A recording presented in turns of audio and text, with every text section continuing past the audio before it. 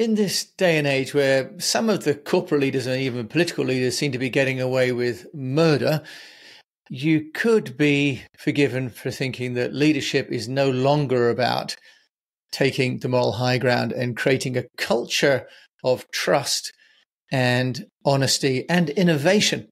Well, my guest today on The Unnoticed Entrepreneur is going to explain to you why actually creating a culture is one of the most important things you can do as a leader, that it will definitely impact your bottom line. And they've got 6 aspects of culture that he's going to share with us and how you can put those into your business and much more besides. We're going to Conway in Arkansas to meet Jeff Standridge, who is the managing partner and CEO of a company called Innovation Junkie. Jeff, welcome to the show. Great to be here, Jim. Thank you for having me. Well, thanks for coming on the show, Jeff, because anyone that is leading an organization right now must be wondering about culture and about integrity and values, because what we're seeing, certainly in the political arena, is some of the leaders of the world are getting away with literally insurrection and fraud, and yet they're still managing to be seemingly successful. But what goes on in the political field doesn't really translate to the corporate field, does it, Jeff?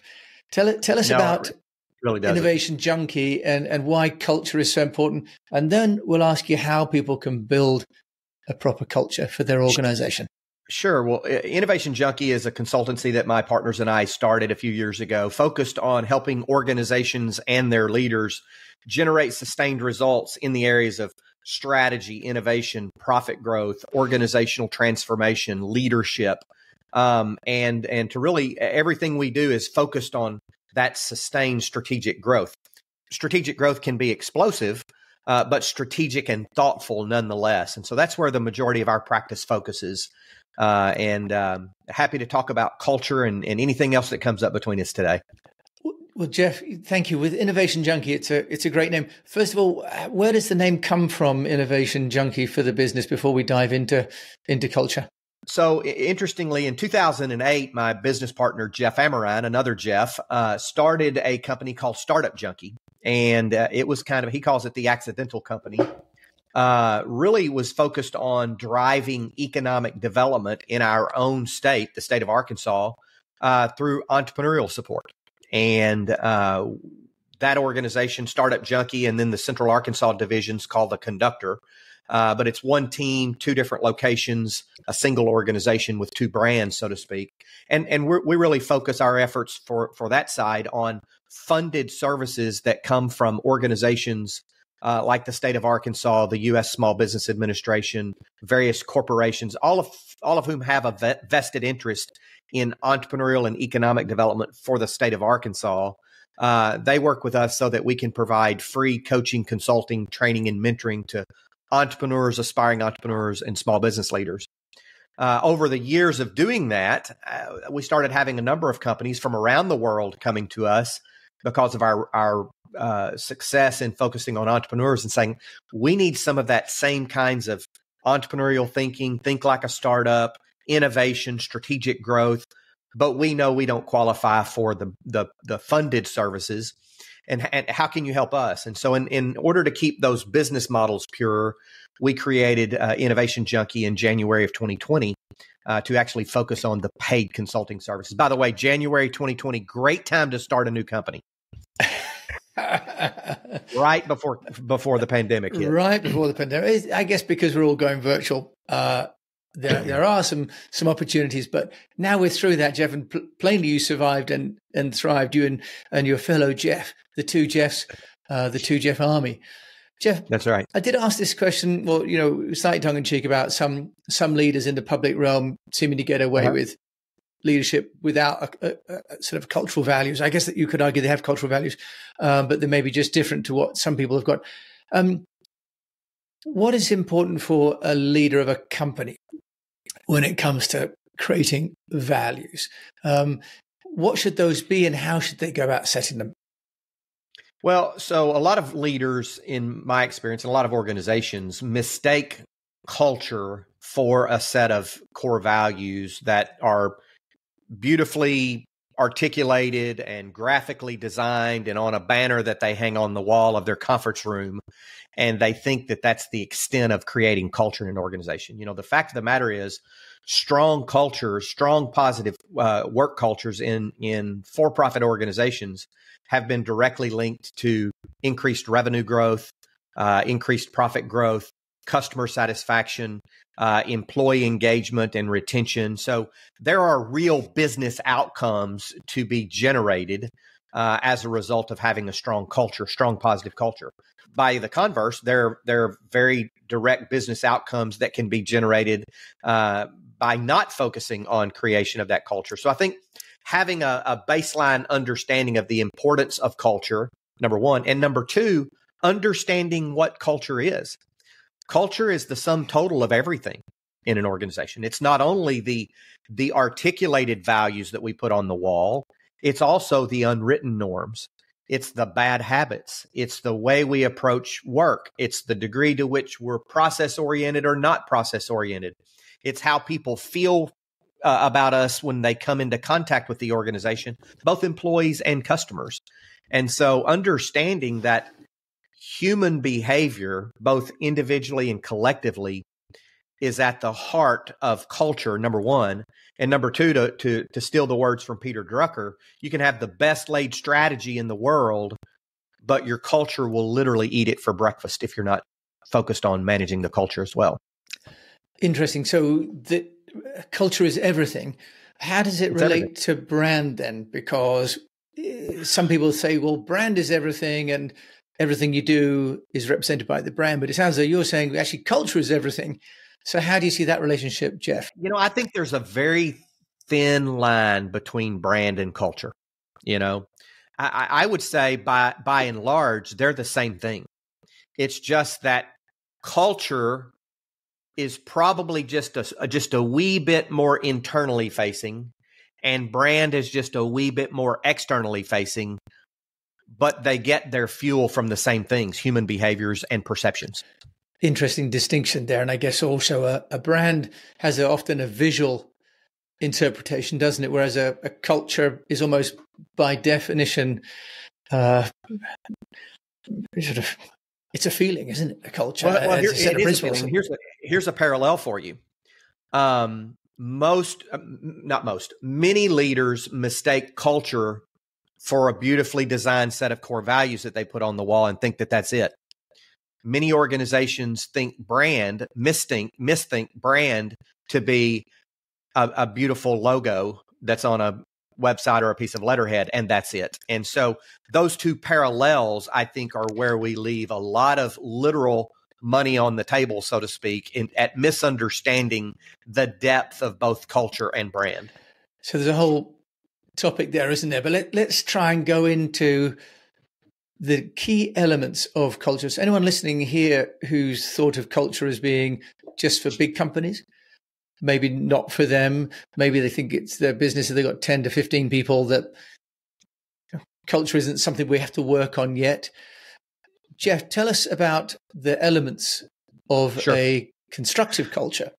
Sure. Maybe before that, tell you kind of, okay, who's this Jeff Standridge and how is he able to talk to us about culture? Yeah. So I have studied excellence at the individual level, the team level, and the organizational level for most of my career. I started studying it academically as a professor at the University of Arkansas for medical sciences back in the early 90s, and started studying individual excellence. What is it that differentiates individual top performers from individual average performers? And that led me out of the world of healthcare into the world of technology, publicly traded companies.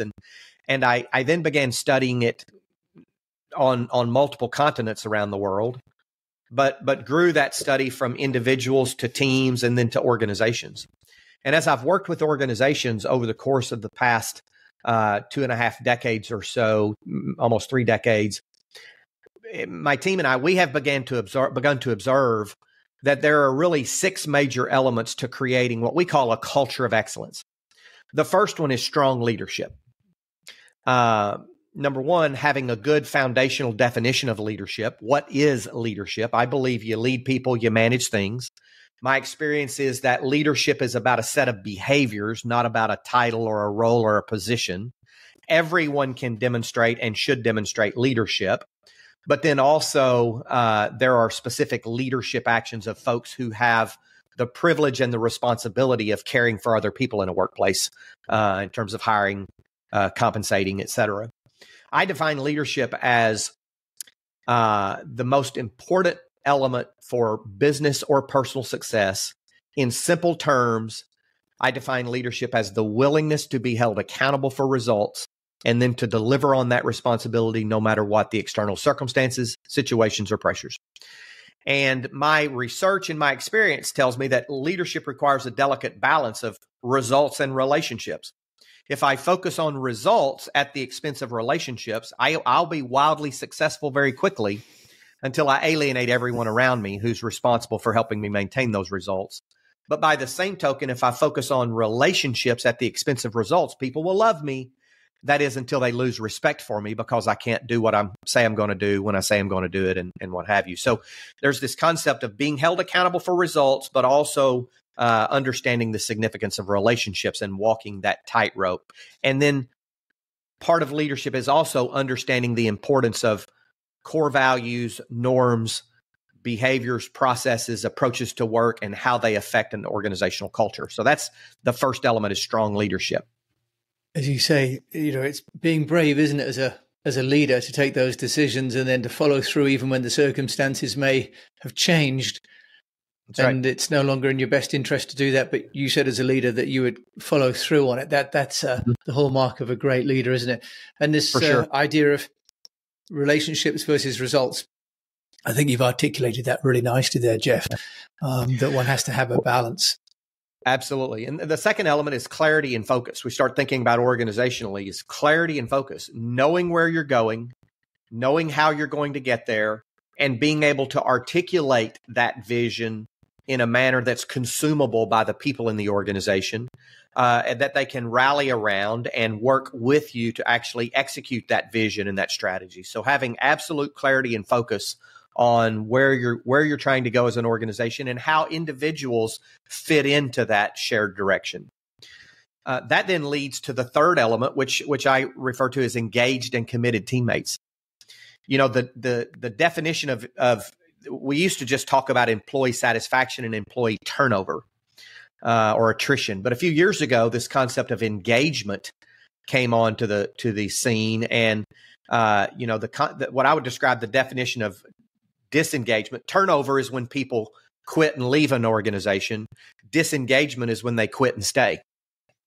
And so, you've got them, they've basically given up, they've quit producing, yet they are still employed by the company. And they say that disengaged employees cost the organization somewhere between 30 and 50% of their annual fully loaded salary yet again. So if they're $100,000 of annual salary fully loaded with benefits and vacation time and everything, then it's really $130,000 to $150,000 cost.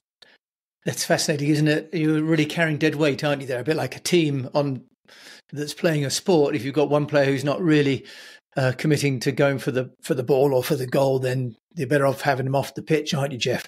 That's right, for sure. So engaged and committed teammates is number 3. One of the ways that you get engaged and committed teammates is by having, which is element number 4, is empowering communication.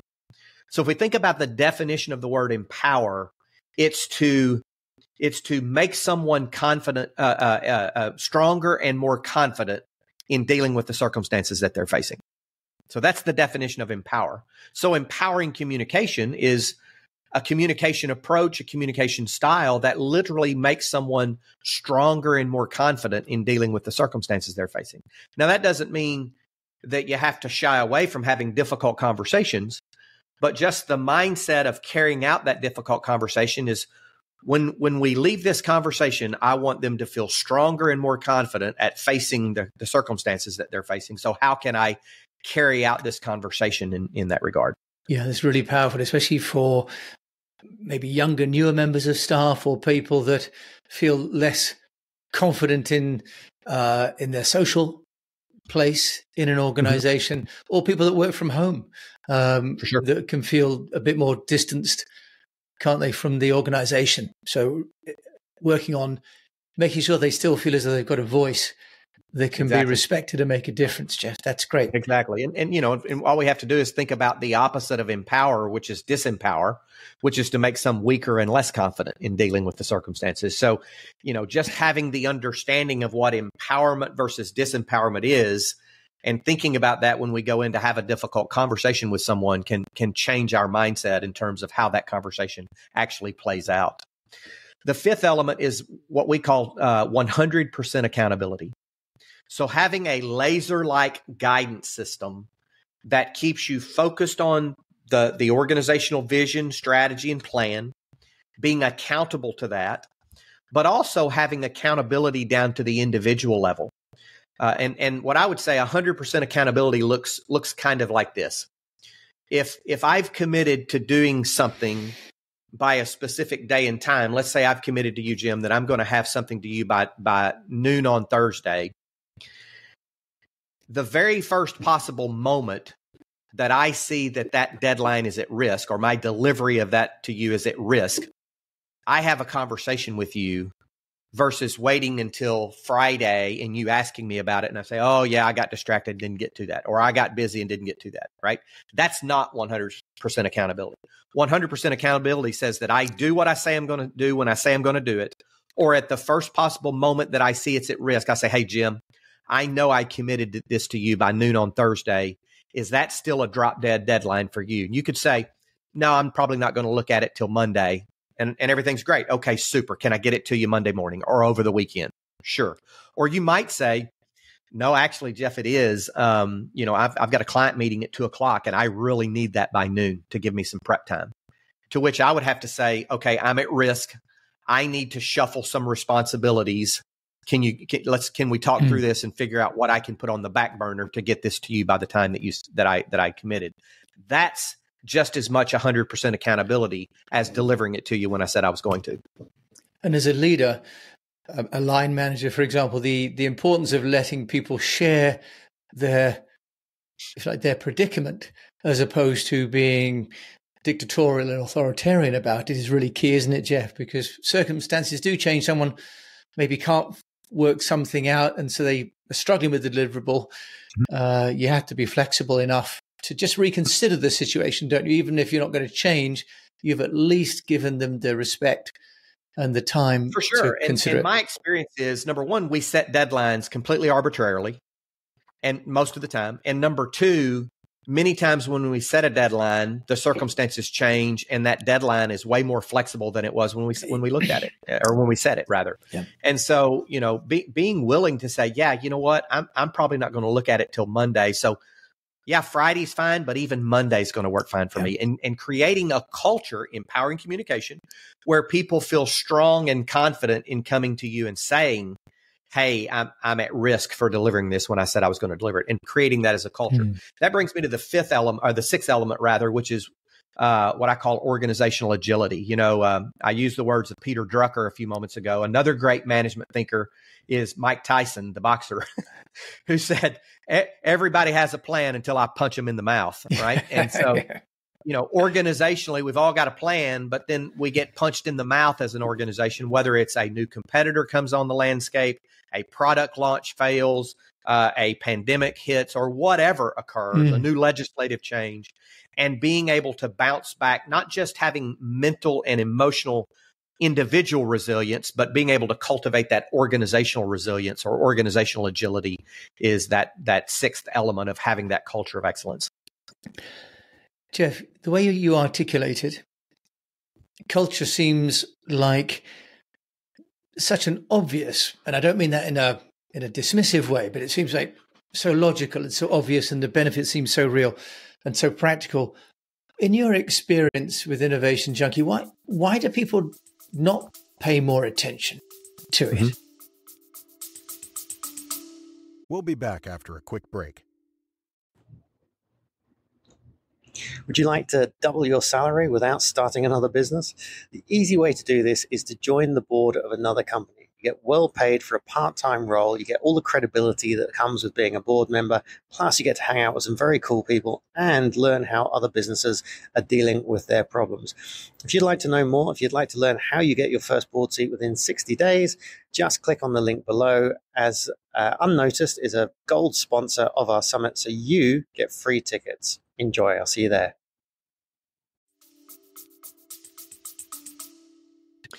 I think back in the 90s and early 2000s, culture was really thought of as just kind of a fluff. It was something that was relegated to the HR department, and they were responsible for making sure. And it wasn't something that leaders of the organization really saw as creating business value. And so the research over the course of the last decade, maybe 15 years, has really turned that on its ear to say, hey, look, not only are there positive correlations with a strong positive culture for actual business outcomes of revenue, client sat, profitability, but there are also negative outcomes that come from having a weak culture, like increased employee turnover, reduced productivity, accidents, errors and defects, and what have you. And so understanding that the business value of creating culture, number one. Number two, also understanding that culture is a collective set of human behaviors. And if the leader isn't living out, and the cadre of leaders aren't living out the desired culture of the organization, then they're like that disengaged employee. They're actually dead weight to the organization. And I suppose we've seen even more recently with companies like Twitter, for example, where the culture has changed quite significantly through the acquisition, that Sure. Then you're getting disenfranchised employees. And then in some cases, like also in Boeing, for example, where we've had people starting to be whistleblowers, right? So Yeah. there is also perhaps a culture and a shift in the way that people view culture, because people are seeing themselves as becoming almost the guardians of that culture. And when that leadership doesn't respect the culture, there's some degree of autonomy now, isn't there? And also sort of technological power that employees have to take action, right? Absolutely. Some research came out a few years ago, and I believe it was by McKinsey. I'd have to double check my source on that. But back when I was doing mergers and acquisitions, and I spent about 10 years just focused on that around the world, some research came out that said 50% of all mergers and acquisitions fail to produce the shareholder value and the business outcome. And the number one reason is the mismatch in the culture between the two organizations. Isn't that interesting? So that right there will tell you the importance of physically managing your culture and understanding that there's a gap between the culture that we say we have, or the culture we want, which is called an espoused culture, and the actual culture in use. And the role of the leader is to understand the two of those and to bring those two together. I mean, we are all humans, and organizations are collections of humans. So we're never going to be perfect. We're always going to have a gap between who we say we are and who we actually are from one day to the next. But we want that gap to be fewer, the gap between those two to be fewer and further in between. And we do that by actually physically managing our culture. We write it down. We talk about it. We hire according to it. We promote according to it. We compensate according to it. And quite frankly, we fire according to it as well. Jeff, what about the articulation of culture externally? Because, we've talked about internally, which is very, very powerful. But, as a show about getting noticed, I'm also interested in how culture can be part of the reputation and the brand strategy and the communication strategy. So how do you help your clients, both those that are startups that you're serving, funded by government, but also the corporates that you're serving? How do you help them to translate that culture into, it'll be both job ads, for example, it'll be into partnership agreements, into also customer-facing materials? So when we're helping an organization build out their strategic growth plan and their mission, their vision, their values of the organization, their core values, we move right directly into, once we've kind of nailed that mission, vision, values, we move right directly into what's the brand promise now. So based upon who we say we are culturally, how does that translate to our customers? What do we want our customers to say about us? What do we want them to feel when they come into contact with us? What do we want them to experience when they come into contact with us? And what do we want our employees to say that then correlate with what our customers say? And so we really don't separate the two. We believe, and our experience has been, that cultivating both the internal culture and the desired customer experience is really the yin and yang of building culture and brand. Really, really interesting, Jeff, that you see them really as one line of continuity, right? It's a straight line from the corporate culture through to the feeling that the customer, partner, employee has about being involved with that company. For sure. Jeff, you are running two companies, or rather two brands, with one holding company, one parent company, you and your partner, Jeff. That's right. Tell us, how do you practice what you preach? So we, as we say here in the U.S., we eat our own dog food, and we run the strategic growth system that we've created in our own company. And, you know, we physically manage the culture. Every week we have a full all hands team meeting, and we start out the meeting actually recognizing people for going above and beyond by demonstrating one or more of the core values. And we talk about that on a regular basis. Number two, we actually, no one makes unilateral hiring decisions in our company. We hire and we interview and we hire against our desired culture, our set of core values and the norms and behaviors that we expect. And we actually interview for those, and multiple people interview and weigh in on every hire that we make within the organization.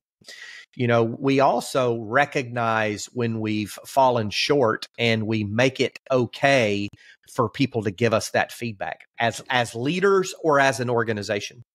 And so just those three things are small actions, but create large levers that we use to kind of manage that culture within Innovation Junkie. Yeah, those sound, well, you've got a sort of triumvirate there, haven't you? A trilogy of policies, and you don't need too many, or else it's very hard to manage them, isn't it?